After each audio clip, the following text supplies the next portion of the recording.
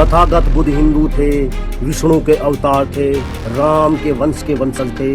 आज इसकी पूरी चिड़ फाड़ होगी। पहले इसको सुनते हैं। अगर गौतम बुद्ध धर्म से हिंदू ही थे और अब इस महाशय का कलेम और सुनते हैं। शाक्य वंश का इतिहास प्राचीन भारत में एक गणराज्य के रूप में शुरू होता है, जिसकी राजधानी कपिलवस्तु थी। यह वंश सूर्यवंशी क्षत्रिय थे और इक्ष्वाकु वंश से संबंधित थे, जो भगवान राम के वंशज भी थे। बुद्ध, जिनका जन्म इसी वंश में हुआ था, महात्मा बुद्ध भी तो श्री राम के वंश से संबंधित थे। पढ़ लिया गूगल? अब गूगल यूनिवर्सिटी से थोड़ा बाहर निकल। श्री विष्णु पुराण इक्ष्वाकु के वंश का वर्णन। छींकने के समय मनु की घ्राणेंद्रिय से इक्ष्वाकु नामक पुत्र का जन्म हुआ।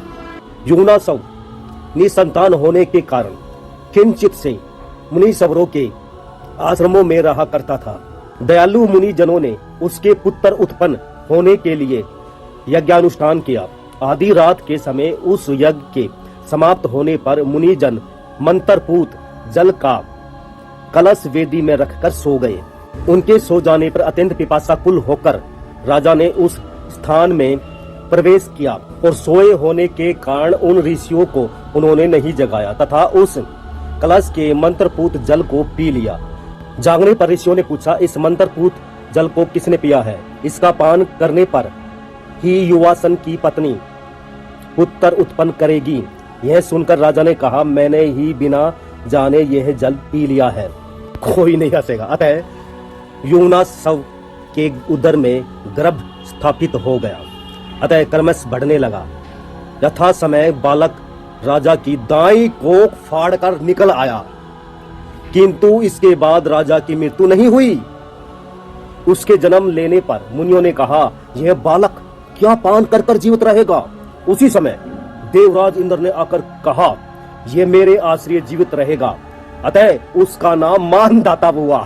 अब सुनाते हैं बुद्ध की कहानी। अत्रि के पुत्र चंद्रमा हुए। चंद्रमा ने भगवान बृहस्पति की भार्या यानी पत्नी तारा को किडनैप कर लिया, उसका हरण कर लिया तथा बृहस्पति जी की प्रेरणा से भगवान ब्रह्मा जी के बहुत कुछ कहने सुनने और देवर्षियों के मांगने पर भी उसने नहीं छोड़ा। तारा को पाने के लिए उनमें तारा का मय नामक अत्यंत घोर युद्ध छिड़ गया। संपूर्ण संसार ने ब्रह्मा जी की शरण ली। तब भगवान बृहस्पति को तारा दिलवा दी।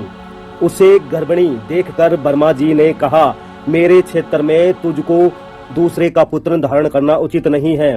इसे दूर कर, अधिक दृष्टा करना ठीक नहीं।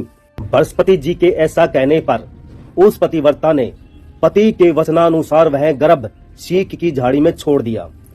उस छोड़े हुए गर्भ ने अपने तेज से समस्त देवताओं के तेज को मलिन कर दिया।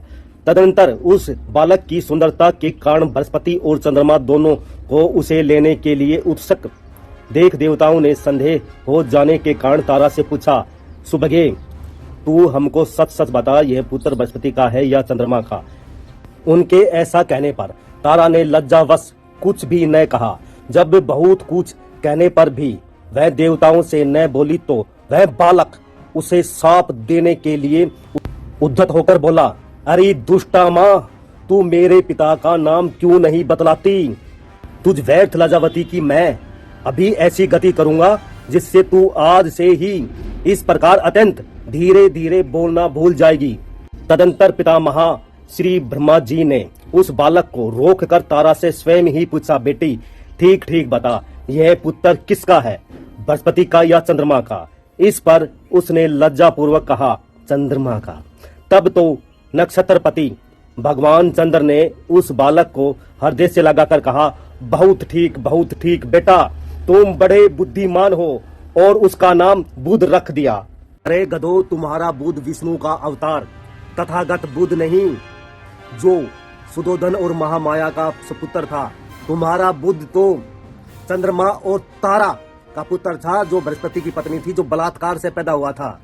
तुम्हारा बुद्ध वो है। और अगले वीडियो में तुम्हारी ही ग्रंथ से मैं ये साबित करूंगा कि जो तुम्हारा राम है वो बुद्ध के बाद पैदा हुआ है। जय भीम।